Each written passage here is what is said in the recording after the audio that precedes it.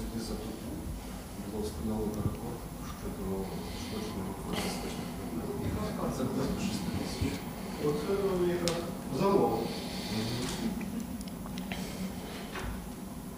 Зараз встановлено добовий рекорд розміновки. Це реально, а за тиждень... Все, от вважайте, що у нас Ukrinform пише, і воно за годину скрізь. Близько 6 тисяч, 5985.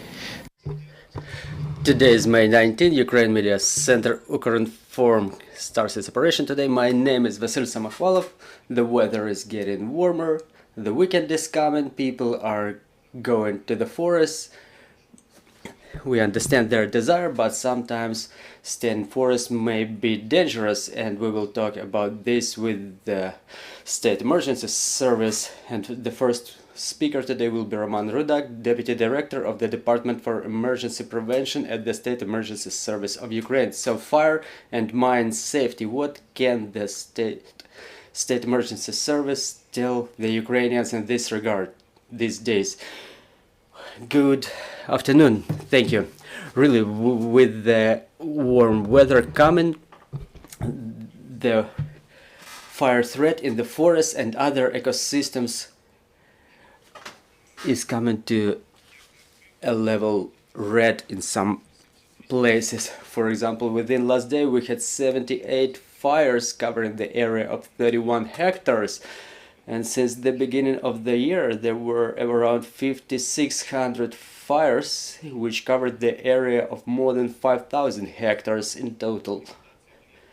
In putting out those fires just today, we had to engage 322 persons or servicemen from the State Emergency Service, plus more than 20 units of material. So during such difficult times, when the state spends most of the resources on mitigation of the consequences of the armed aggression of Russian Federation, the emergency situations, and I'm talking about the fires in ecosystems, which were mostly resulting from human negligence, the State Emergency Service engages quite a significant resource for mitigation of consequences of such events. So again, with the warm weather coming, just like today, we would like to warn all of our citizens to adhere to the rules of safety and security during their visits to forests. And I would like to draw their attention to the fact that walking in the forest is prohibited for the time being. Also prohibited is the entrance of vehicles, save for those which are used by foresters for servicing of their areas. It's also prohibited not only to enter the forest, but also to make fires there, not only in the forest, but in the areas nearby. And I would like to draw special attention that the cigarette butt thrown in a curb may result in eruption of fire, and it's spreading on significant areas which to put out which the State Emergency Service will have to engage significant resources, human resources and material resources, to mitigate the consequences of such emergency situation. Now, the most of our human resources are used to mitigate the consequences of enemy fire, so it would be irrational to engage more personnel in putting out the fire, which would result from a cigarette butt thrown in a curb. Well, thank you, sir. We will proceed to the Q&A session later, and meanwhile we want to invite Mr. Oleksandr Khorunzhy, the press officer of the State Emergency Service of Ukraine, to the microphone. Good afternoon. Glory to Ukraine, glory to the heroes. Mr. Roman just mentioned about the fire threat in the open territories and other ecosystems, but on top of fire threat, mine threat is actual as never, because in the forest, the areas may be densely mined, specifically in the occupied territories near the positions of the enemy, which were left. The enemy used to install a lot of mines, anti-infantry mines, booby traps, and anti-tank mines. They may be not so noticeable in the forest, so I call the people, I urge everybody who lives in the deoccupied areas, do not enter the forest, not drive along the ground roads, don't enter even the agricultural areas unless they were properly inspected by the demining teams of State Emergency Service or National Guard of Ukraine and other agencies and services which are engaged in demining, including the operators of mine activity. General statistics of mine safety is as follows. Within the last day we set a record on identification of number of mines and diffusing of explosive devices. Around 6,000 explosive devices were diffused by our pyrotechnics just within the last day. The main areas, the main regions where the mining operations are going on are Donetsk region, Mykolaiv region, Kharkiv region, and Kherson region. Those are the areas where the most of those explosive devices were detected and diffused. So taking the information, the statistics from the beginning of the full-scale invasion by Russian Federation, we identified and diffused more than 373,000 explosive devices, including 2,235 aviation bombs. The area of around 86,000 hectares was inspected, and I want to emphasize that those 6,000 explosive devices which were identified and diffused by our pyrotechnics, within this last day we found and diffused 9 aviation bombs. We started using very actively the machines for mechanized demining which we got from our partners, and you see it significantly increases the area which was demined and the number of explosive devices which were detected and diffused. So just within the last day this number was 6,000. So a little bit of information about our demining activities. Well, you mentioned a very important thing about the machines, and I observe, I think in Ternopil there was a video, the use of a machine to put out the fire. So now it's fire safety and pyrotechnics, the deminers, to what extent they were reinforced since the beginning of the war, and what are still the necessities, what are the needs, because those are the units of which are of extreme importance to all of our countries. Well, it's not only about fire safety, but also the rescue operations, for example, the clearing of debris, pulling the people out of debris, accompaniment of evacuation convoys. I'm listing them just not to omit somebody, not to get people offended. I mean, those who are involved in other operations. We deliver food, water, and many other functions. Now that the flood is subsiding, and those who work with mitigation of consequences of flooding, it's still a lot of work to be done. But regarding the material, we are being reinforced on a daily basis thanks to the input of our government and the support of our international partners. More than 7 demining machines are now working on clearing of our land of explosive devices, and by the end of the year this number will definitely grow twice or maybe thrice. And respectively, the civil protection mechanism is being engaged, to which Ukraine joined just recently. we join the European community in the safety and security sphere, and it's also important. It's one of the mechanisms for receipt of support by our country. And obviously, yes, we need more demining machines. We work more and more on increasing of their numbers. We are in need of about 100 of such machines because they significantly expedite the process of demining and secures our personnel, because all those machines are driven remotely. The pyrotechnic stands in the distance and the machine works through some area, and the main priority now, the top priority, is demining of the critical infrastructure facilities, the area lines, gas pipes, water pipes, so that people could feel themselves more or less comfortable with water supply and with gas supply in the deoccupied territories. That's yet another priority for our deminers. And yet another one is demining of agricultural lands. Those machines would be of great help in demining of agricultural lands, so we keep working in that area.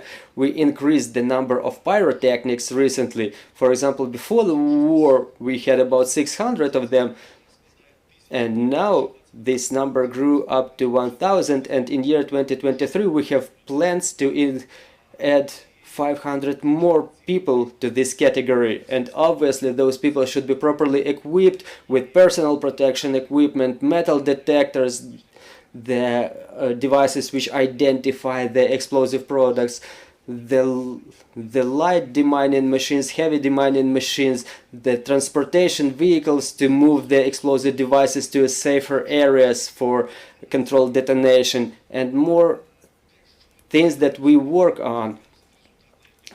We are getting reinforced and it brings good results. I've just shown you the statistics, and just the day before yesterday there was 2,500 or 2,000. For example, before that was only up to 1,000 explosive devices per day, and now we can observe such a very positive dynamics. It was achieved thanks to application of the mechanized systems to clear our lands of mines, and just to put it in regular terms, it's just cool. And regarding the firefighting vehicles, we've been reinforced recently very significantly in terms of both firefighting vehicles and rescue vehicles. We work very actively with our international partners. There are hubs established in Poland where this material is incoming and being distributed among our units, specifically those which are located near the area of active battle operations in Kherson, Kharkiv, Donetsk regions, Mykolaiv region, and obviously Zaporizhia. So it's a colossal work underway, and maybe in some rural areas, or the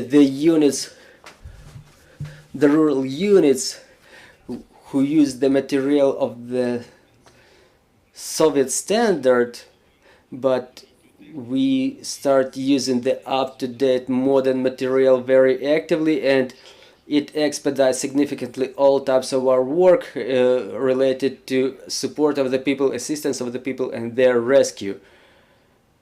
Thank you very much. Let's proceed to the questions from the floor. Good afternoon, Ukrinform. The first question: this week you use the controlled detonation of more than 1,000 explosive devices per day. Is it related to the use of the mechanized demining systems? Yes, including that their robotic deminer material.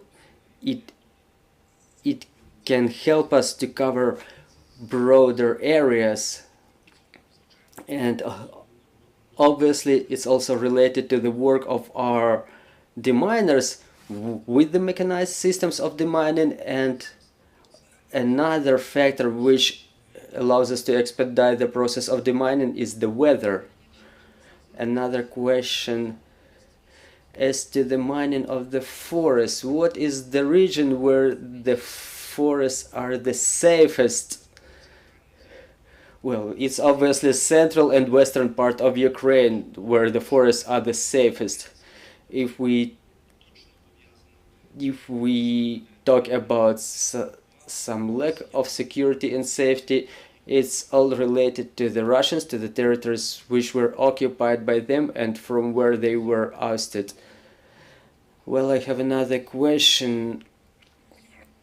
Talking about the fire safety in the forest, is there a need to, in your opinion, to impose some more strict administrative liability or get the colleagues from other agencies to minimize the risks? We understand that if the fire erupts, we can put it out, but just like Mr. Roman said, we can put it out, but it's better to prevent such situations. Yes, Mr. Roman will be more competent in response to this issue. Yeah, now the liability is contemplated for burning of the dry vegetation. For example, Article 77 of the Administrative Code for violation of the fire safety in the forest, it results in imposition of the penalty up to 270 non-taxed minimum incomes, which equals to almost 1500 hryvnias. And burning out of residues of dry vegetation results in a penalty up to 36,000 hryvnias. So it's a significant amount for our people. Well, maybe increasing them, well, we could work in that area. If I may add just a couple of words, people should not be surprised why they are being then visited by the representatives of State Emergency Service or by the National Police, and they're being castigated for burning that dry grass. You know, in the regions, in the villages, there is a sentiment that when you burn the dry grass, the soil becomes more fecund. And I just want to say that this is a myth, this is a misconception. And our advice is to compost rather than burn it, because we have a lot of cases, we document a lot of cases when people burn the dry grass and then the fire is being catched by their houses, and during dry weather wind blows and the fire goes on the house, people get burnt. You know, during such dry weather the fire spreads very quickly, and we have to engage very significant resource of the State Emergency Service to localize the fire, to take it under control. Our statistics is that every day we have to engage 200 or 300 personnel and more than 100 units of firefighting material all across Ukraine, now that it's necessary to mitigate the consequences of Russian aggression. So once again, we urge the people to the maximum extent. We're asking you, don't burn the dry vegetation, don't burn the trash, don't make fires in the territories, even in your land plots, because first of all, you can get penalized. There will be a protocol drawn up, so don't be surprised. There is a law that the National Police and the State Emergency Service may apply against the violators of the administrative code, to the violators of fire safety rules. And second, you have to understand, you have to have elementary understanding. Just don't do that. Don't help the enemy, don't burn all those things, and then we will have to engage very significant human resource and material to localize the fire. And when the fire is being caught by forest, it results in a big scale losses. And one more thing to add, it's about the fact that the forests in the occupied areas are not yet demined, and detonation of explosive devices both in the fields and in the forests poses a safety when the fire front is coming, fire barrage is coming, so it results in risk not only for the people who are a source of this fire, but also for the rescuers, for the state emergency service who come to localize that fire. So please don't burn the grass. And yes, according to, well, regarding the idea that burning of dry grass makes soil more vacant, I would like to add that the soil renews only after 5 years after anything is burnt on top of that soil. Well, thank you for paying attention to this matter. We want to thank the representatives of our state emergency service for telling about the situation in the forest and in the fields. Thank you very much. Thanks everybody, and we hope that we pass this fire